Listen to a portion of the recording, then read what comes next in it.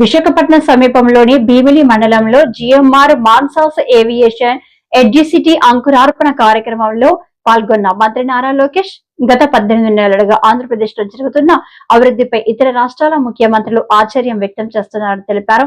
మీ ఏపీలో ఏదో మ్యాజిక్ జరుగుతుంది అని వారు అడుగుతున్నారు అని అన్నారు. డైనమిక్ లీడర్ అదితి గజపతిరాజు గారు, మేము మిసైల్స్ గా పనిచేస్తున్నాం. జీపీఎస్ కోసం, జీపీఎస్ కూడా చాలా చాలా అవసరం. అంటే మేము మా పైన పడి సెల్ఫ్ డిస్ట్రక్ట్ కూడా చేసుకుంటామని చెప్పారు. అంటే ఈరోజు మీరు ఆంధ్ర రాష్ట్రంలో చూస్తుంది ఒక చరిత్ర సృష్టిస్తున్నాం. అహర్నిశలు వేదిక మీద ఉన్న పెద్దలందరూ కూడా ఆంధ్ర రాష్ట్రానికి ఎదురు చేయాలి. రాష్ట్ర విభజన తర్వాత మనందరం చాలా నష్టపోయాం. ఇప్పటికి కూడా దక్షిణ భారతదేశంలో ఆంధ్ర రాష్ట్రం తలసరి ఆదాయం చాలా తక్కువ ఉంది.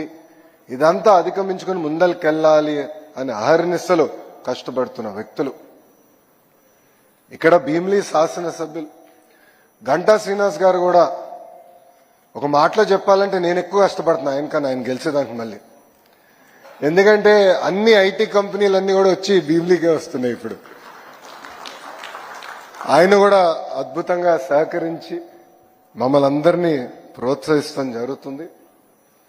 స్పీచ్ చాలా మా వాళ్ళు రాశారు, కానీ 2-3 విషయాలు చెప్పి నేను ముగిస్తా. మొదటిది జిఎంఆర్ గారు గురించి. జిఎంఆర్ గారు ఉత్తరాంధ్ర ముద్దుబిడ్డ. ఇక్కడనే జన్మించి ఒక మధ్యతరగతి కుటుంబానికి జన్మించి 10th క్లాస్ ఫెయిల్ అయిన వారు. అప్పుడు వాళ్ళ ఇంట్లో లేదు, బాగా చదవాలని తోమితే తిరిగి మళ్ళీ వెళ్ళి మాన్సాస్లోనే 11th 12th క్లాస్ చదివి ఈరోజు దేశానికే కాదు ప్రపంచంలోనే ఒక అతిపెద్ద పారిశ్రామికవేత్తగా మారిన వ్యక్తి జిఎంఆర్ గారు.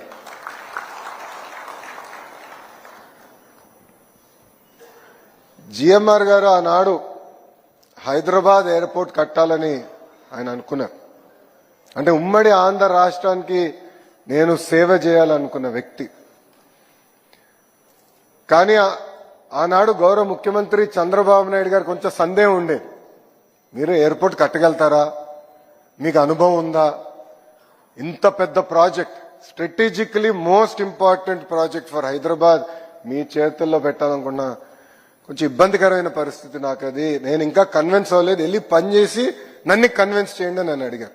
ఇది ఎప్పుడు టెండర్ గెలిచిన తర్వాత, బిడ్ గెలిచిన తర్వాత. అప్పుడు జిఎంఆర్ గారు ప్రపంచం మొత్తం తిరిగి ఏకంగా జేవీలు ఏర్పాటు చేసుకుని ఇక్కడికి వచ్చి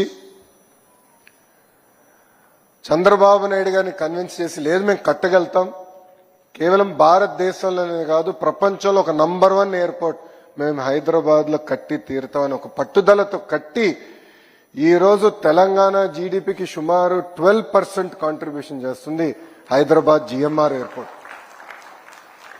ఆనాడు చాలా మంది ఎగతాళి చేశారు, ఎయిర్పోర్ట్కి 5,000 ఎకరాలు అవసరమా అని అడిగారు. వాళ్ళందరూ ఒకటే సమాధానం ఇస్తున్నారు. ఈరోజు వెళ్ళి చూడండి శంషాబాద్ ఎయిర్పోర్ట్ ఎలా డెవలప్ అయింది. ఈరోజు పక్క రాష్ట్రాల్లో బెంగళూరు కానీ చెన్నైలో కానీ ఒక ఎయిర్పోర్ట్ అయిపోయింది, 2వ ఎయిర్పోర్ట్ కట్టే పరిస్థితికి వచ్చారు. కానీ హైదరాబాద్ అదృష్టం ఏంటంటే ఆనాడు చంద్రబాబు నాయుడు గారు ఇచ్చిన విజన్ 5,000 ఎకరాలు తీసుకుని రాబోయే 100 సంవత్సరాల కెపాసిటీ కూడా శంషాబాద్ లోనే కట్టే విధంగా ఆనాడు ఒక విజన్ తో చంద్రబాబు నాయుడు గారు ముందరికెళ్లారు. విజన్ అనేది చాలా చాలా అవసరం అండి. కొంతమంది విజన్లెస్ పీపుల్ విజనరీని ఎగతాళి చేస్తారు. చంద్రబాబు నాయుడు గారు రాజుగారిని కలిసిన తర్వాత ఆయన మాకు ఒకటే చెప్పారు, ప్రపంచంలో aviation, civil aviation work force లో 25% తెలుగోలు ఉండాలి, దానికి మీరు ఏం చేయాలో మీరు చెయ్యండి. ఒక ముఖ్యమంత్రిగా నా సహకారం ఉంటుందని ఆయన చాలా సింపుల్ గా చెప్పారు. ప్రపంచంలో, దేశంలో కాదు, ప్రపంచంలో 25% అంటే కనీసం భారతదేశంలో 70% ఉండాలని ఈరోజు రాజుగారే నాకు టార్గెట్ పెంచారు. అంటే బాబు గారు ఆ విజన్తో నాకు ఆదేశాలు జారీ చేశారు. అప్పుడు రాజుగారు నేను మాట్లాడా, జిఎంఆర్ అంకుల్తో కూడా నేను మాట్లాడా, ఎట్లా చేయాలి అని డిస్కస్ చేశాం. ఒక వరల్డ్ క్లాస్ ఇన్స్టిట్యూట్ క్రియేట్ చేయాలి. కేవలం ఏదో ఒక యూనివర్సిటీ చేస్తాం కాదు, ఒక కామన్ ఇన్ఫ్రాస్ట్రక్చర్ ఏర్పాటు చేసి, అంటే స్టూడెంట్ లైఫ్, అకామిడేషన్, అదేవిధంగా మన క్యాఫెటీరియా, ఇవన్నీ కూడా కామన్ ఇన్ఫ్రాస్ట్రక్చర్ క్రియేట్ చేసి ఒక్కొక్క సబ్జెక్ట్లో ఒక్కొక్క యూనివర్సిటీ అగ్రస్థానంలో ఉంటుంది. ఒక ఎకోసిస్టమ్ క్రియేట్ చేసి బెస్ట్ ఇన్ క్లాస్ యూనివర్సిటీస్ అన్ని కూడా ఒక ఏవియేషన్ ఎడ్యుసిటీకి తీసుకొస్తేనే మన ప్రాంత రూపురేఖలు మార్చొచ్చని ఆనాడు మేము తీసుకున్నాం ఒక నిర్ణయం.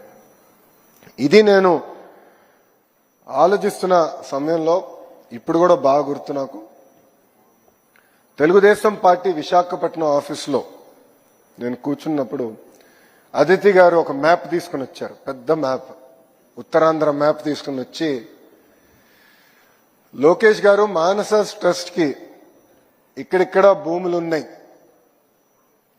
మీరు వరల్డ్ క్లాస్ ఇన్స్టిట్యూషన్స్ తీసుకురండి, వాళ్ళకి మేము ఉచితంగా భూములు ఇచ్చేదానికి సిద్ధంగా ఉన్నాం అని చెప్పిన గొప్ప వ్యక్తి అదితి గజపతి రాజు గారు. ఈరోజు గజం గజం కోసం కొట్టుకునే సమాజంలో వేలాది ఎకరాలు ప్రజల కోసం అందించిన గొప్ప కుటుంబం ఇది. నేను వేదిక పైన వచ్చినప్పుడు నవ్వుతూ అటు అశోక్ గారికి అదితి గారికి నేను చెప్తాను, రాత్రి నన్ను ఇద్దరు పడుకోనియలేదండి. ఇది ప్రజలందరూ ఈ విషయం వినాలి. రాము కూడా నాతోనే ఉన్నాడు నిన్నంతా. ఈ ఎంఓయు ఫైల్ రాష్ట్ర ప్రభుత్వం ఆమోదం తెలపాలి.